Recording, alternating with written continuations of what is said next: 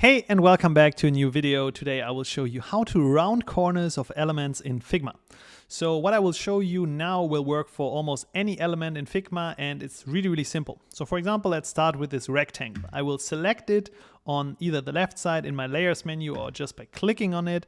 And then there is a specific thing or like function that we can use, and this is the corner radius function. And I could, for example, say, hey, we want the corner radius to be 20.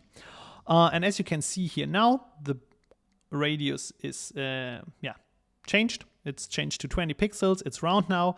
And obviously I can also click into it on more details. So we have the 20 on each of the sides right now.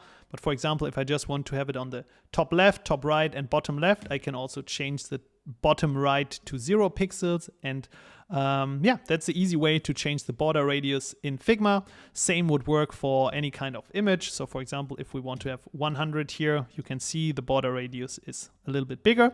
And it would also work if we just have a very high number in here to change it almost to be a circle. So if this would be a square, so for example 450 times 450 pixels, then it would be very easy to also create a square just by adding the very high border radius here.